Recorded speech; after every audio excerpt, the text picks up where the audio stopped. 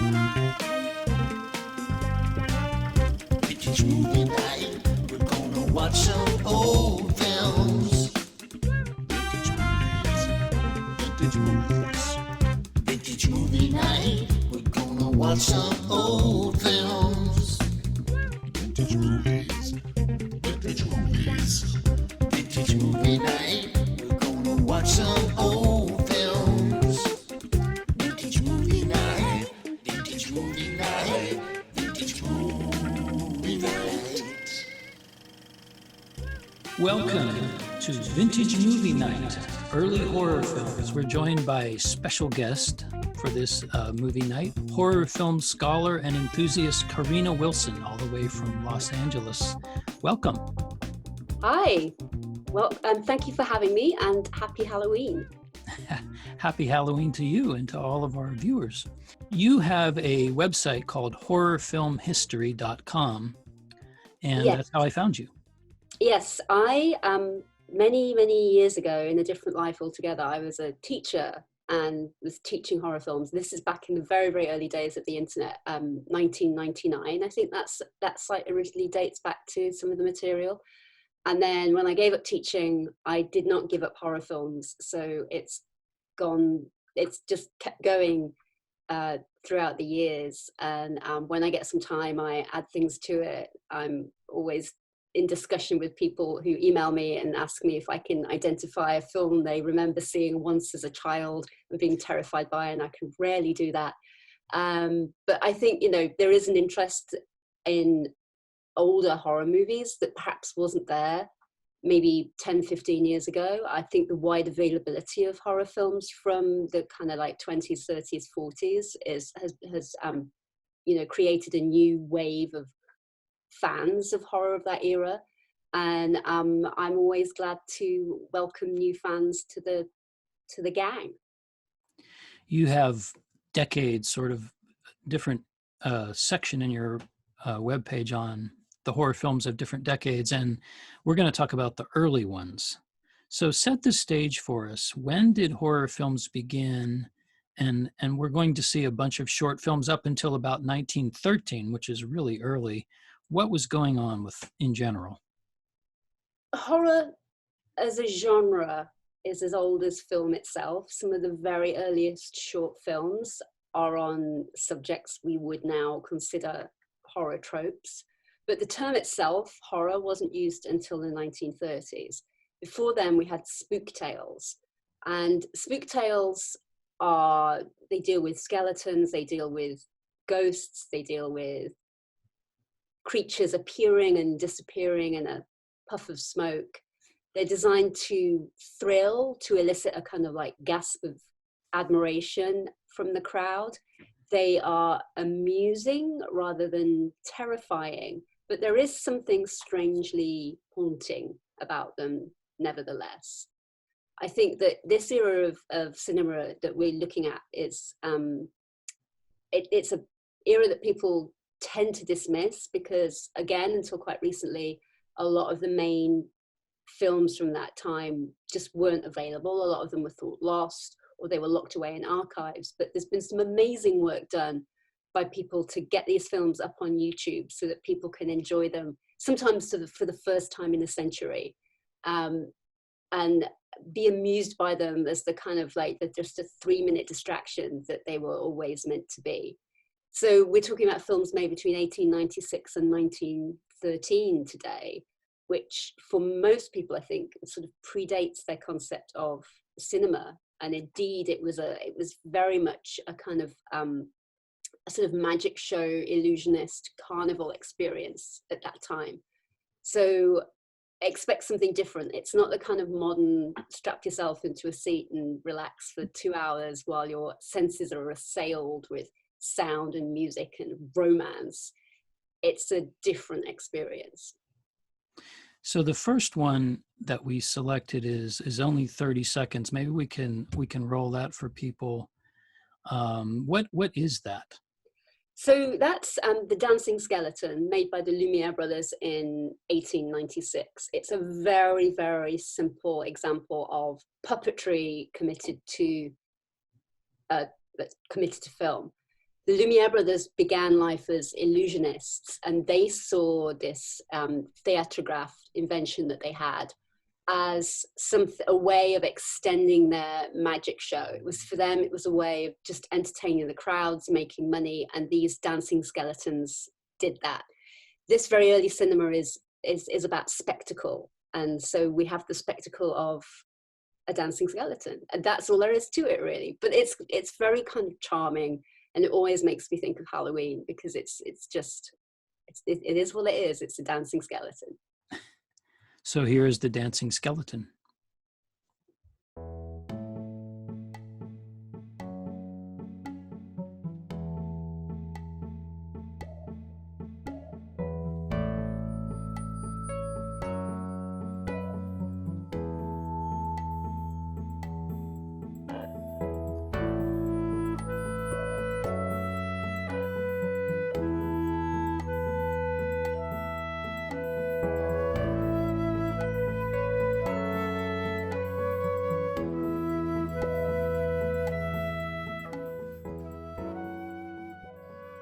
So we only have one film from the Lumiere brothers. I assume they did not make a lot of horror films.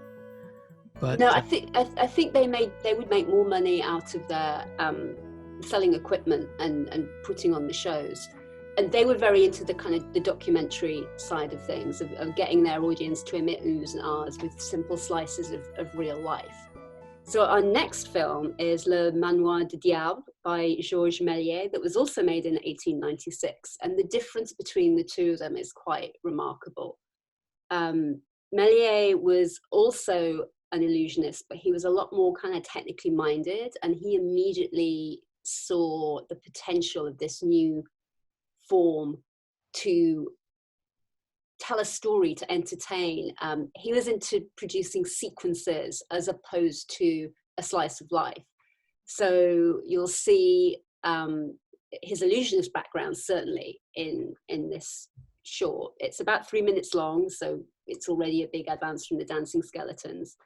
And it's a series of conjuring tricks.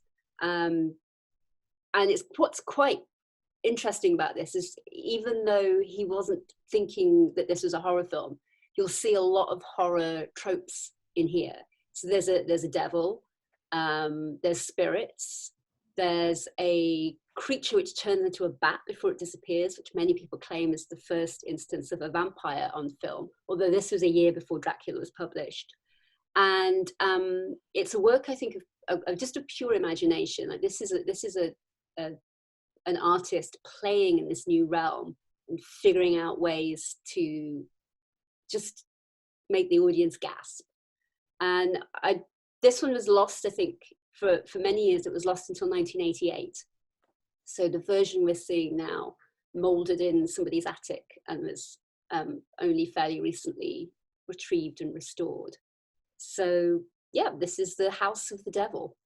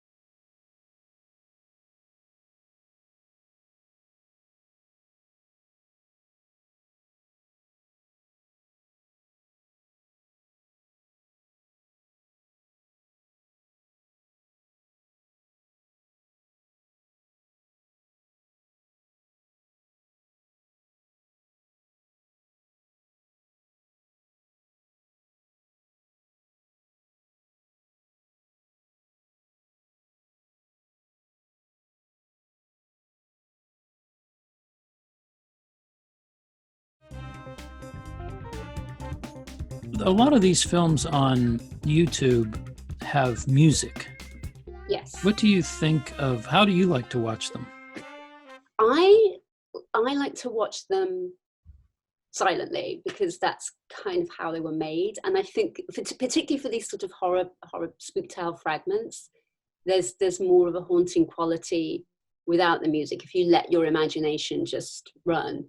Although I know that there are various, again, attempts on YouTube where people have put their own compositions. They've recorded their own music and put that against the images. And sometimes that's quite an interesting effect, particularly if you have very contemporary music and you put it against images from 1903, 1904.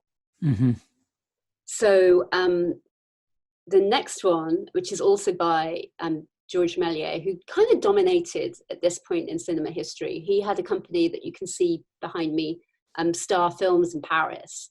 And he kind of set to with great determination and had a studio and had a constant team of people who built sets and performed. And this one is called The Magician's Cavern. It's made in 1901. And it's got slightly more of a narrative than The House of the Devil. You'll see it's set very sort of with a nod to the audience. It's set inside a very elaborately decorated proscenium arch. And if you look at the detail of the proscenium arch, that's quite, you've got the demons on either side, some kind of basilisk hanging from the ceiling and bats and stuff. Like, he knows his horror decor for sure in this. And I think this is a good piece for Halloween because the kind of the movement, the shift between the skeleton and the living woman is a good reminder that, there is a boundary between life and death. And this is the time of year where that boundary is at its most permeable. So if you watch the trick photography as a woman turns into a skeleton and back again, it's a good, I think, a good prompt for Halloween honoring of the dead. And he would have built all of this inside that studio behind you? Yes. So this is The Magician's Cavern, and it's about 3 minutes.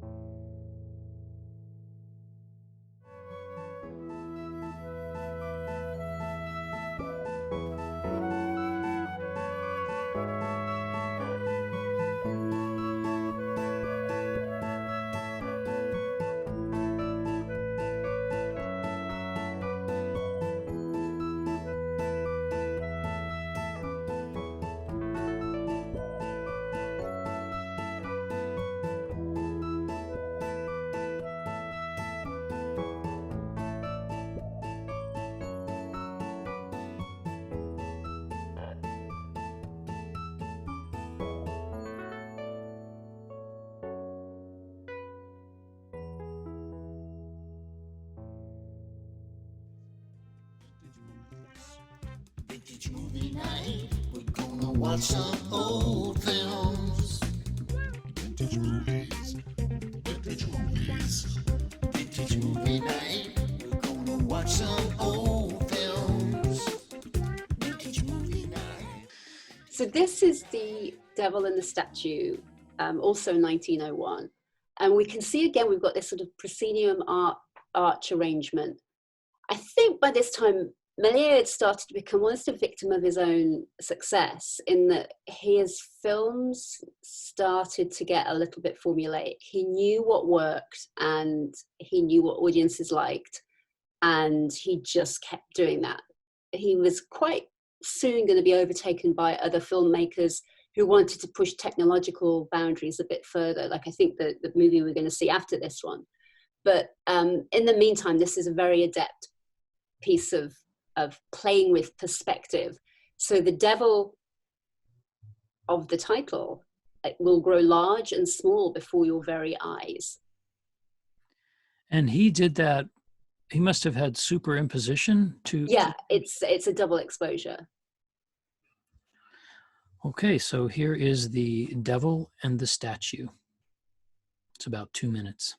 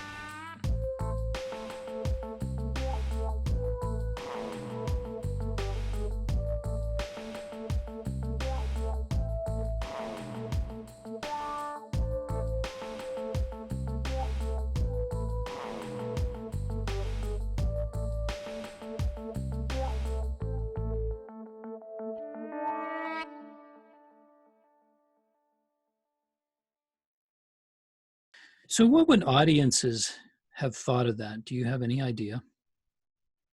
That's a question I wish I could ask my great grandmother. There's various people have written about the kind of like the first time they saw cinema as this kind of, it was just this sort of ghostly realm that they felt that they were looking into for the first time. But the Victorians and Edwardians were quite sophisticated when it came to looking at photography. This is 50 years into trick photography and spirit photography, and I think people were quite used to seeing, not accepting that they were suspending their disbelief and that their eyes were showing them something that didn't exist. They weren't taking it literally. They were regarding it as an entertaining illusion. And there wasn't the demand for realism that I think perhaps there is today. Like if you go see something like Jurassic Park, you want your dinosaurs to look real, whereas back in the day they were much more prepared to kind of like leave their disbelief at the door and just enjoy what was presented to them. So next we have, I think we have the one it's called The Monster. Yes, this is from 1903, and I think it's my favorite Méliès piece because it has a little bit of a romance to it. It's the story of a man who wants to bring his beloved princess back from the dead. So he goes to, it's set in ancient Egypt, as you can tell from the pyramid and the Sphinx. So he goes to a dervish who lives beside the Sphinx and pays money so he can hold his beloved wife in his arms one last time. Only, as every horror fan knows, you have to be really careful what you wish for. This is, this is a good example of that. And the dervish kind of brings back the princess, but there's a lot of kind of toying with this guy's emotions, that, she's a monster, and he does get to hold her fairly briefly, and then she's a skeleton, because he can't go against the natural order. She is dead, and it doesn't matter how much money he has or how much magic is done on his behalf, she will never come back to him. So it's quite beautiful and quite sad. All of that in just 2.5 minutes. Yeah. And so this is from 1903, The Monster.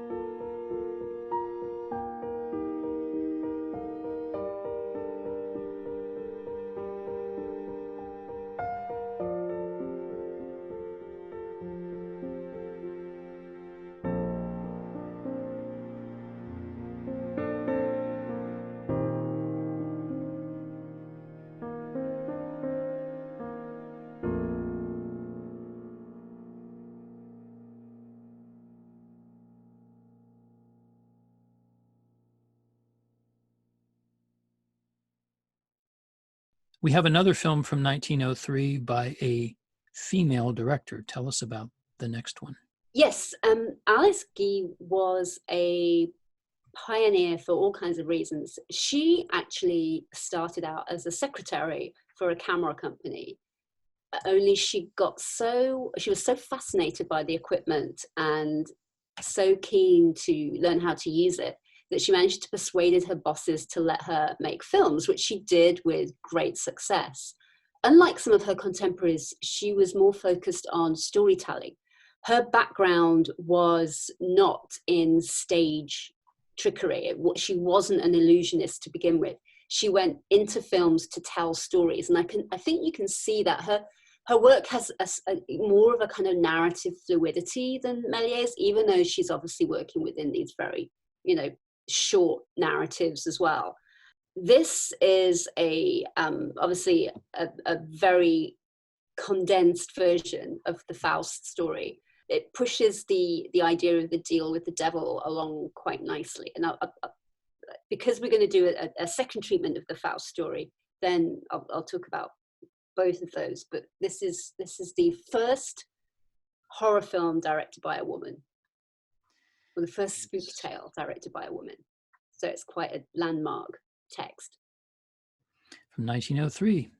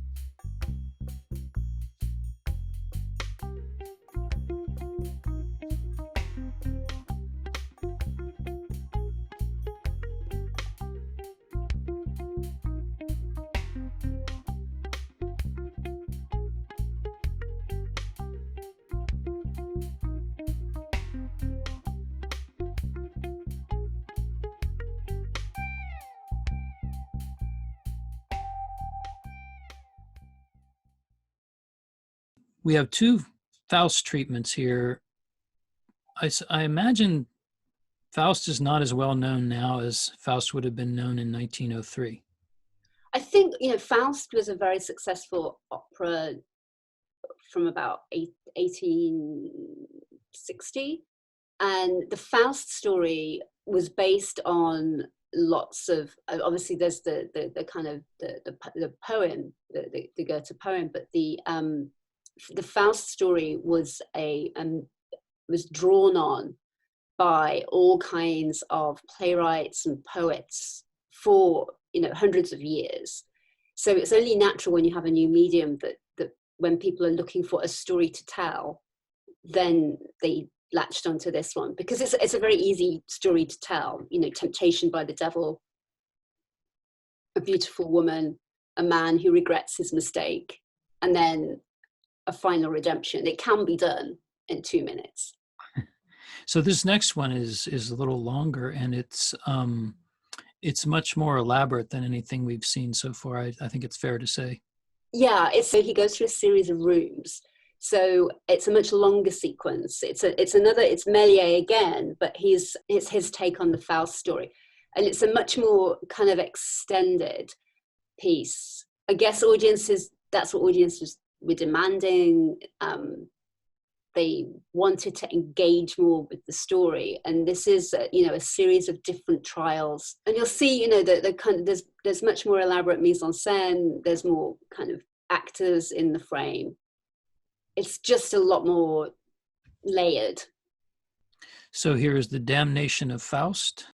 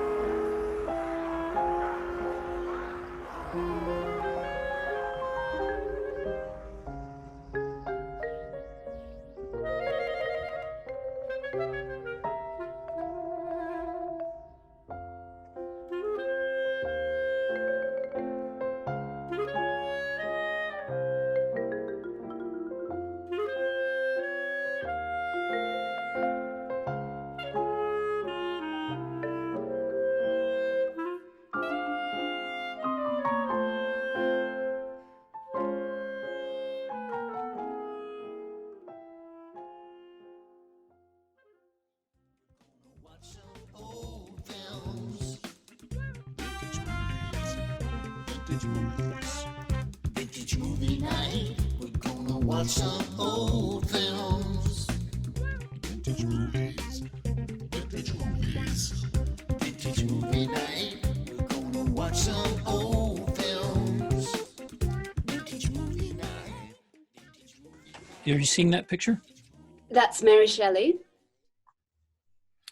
So our next film is a 1910 treatment of Frankenstein. Tell us about Yes. this. This is quite a leap forward in terms of storytelling and technology. It's an this is our first American-made film from 1910, and it's the Edison Company take on the Frankenstein story. Now, I don't know how many film adaptations there have been of Frankenstein. I would suspect the number possibly runs into three figures, because it's just one of those stories that seems to lend itself to like a filmic telling. This is the first of all those adaptations.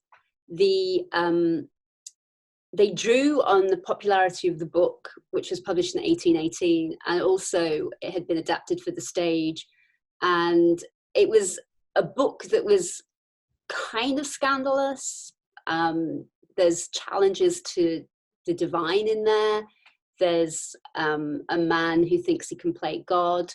There's a monster. It's not a book that perhaps you would want your teenage daughter to read if you were elegant, despite the fact that a teenage girl wrote it. So the focus again is this moment of, I think it has something in common with all these early spook tales. It's about transformation. Like the big scene at the beginning is Frankenstein bringing the monster to life, and it's I think this is beginning to be scary. Even though the makers of the movie stressed that they had tried to eliminate all repulsive situations and were merely focusing on the sort of psychological implications of the story. I think that was just to get past any kind of objections, because, you know, they're telling a story about a monster who comes back to try and kill his creator on his wedding night. So there's a lot of frisson there. There's a lot of scariness going on in that basic setup, even though when they were publicizing it, they tried to emphasize how tasteful it was and how it didn't go there in terms of the horror. This one is tinted. Yes. Anything about that? Was that common then?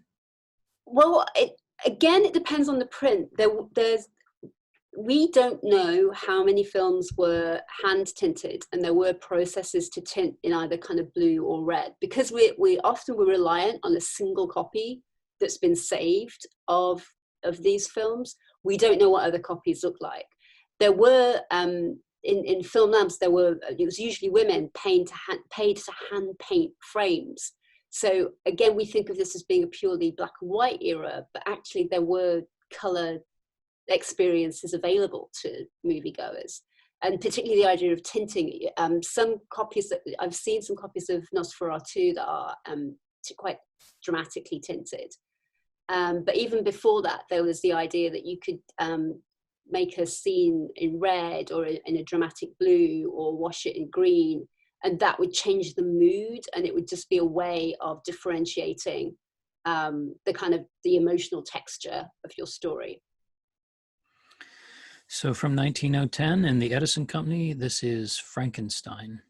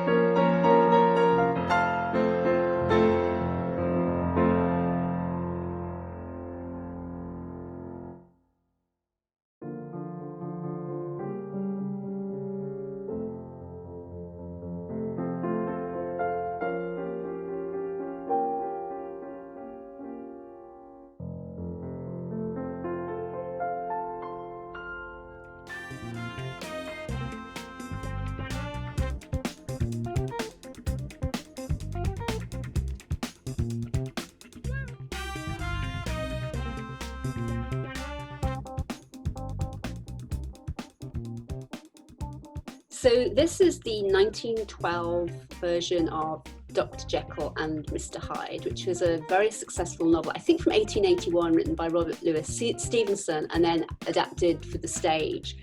It was a story that really captured the zeitgeist because it's about a guy who has both a higher and a lower self and figures out a way of dividing them. So he can drink his potion and go off and be, you know, his worst self, whilst, you know, his best self maintains his place in society and his relationships with family and friends.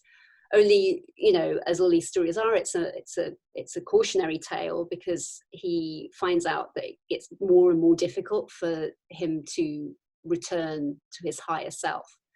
So it's a story about transformation, as all these early spook tales are at their heart, and it's an interesting transformation because in the book, Edward Hyde appears like a normal human being. There's something a bit off about him. His appearance gets more and more kind of brutish as the story goes on. But initially, people meet him and they go, well, I just didn't like the guy, you know? Whereas in here, you see him quite clearly, he's got like talons and fangs, and he's quite monstrous. Because, you know, I think this concept of the movie monster was developing quite fast. So let's play the film Dr. Jekyll and Mr. Hyde from 1912.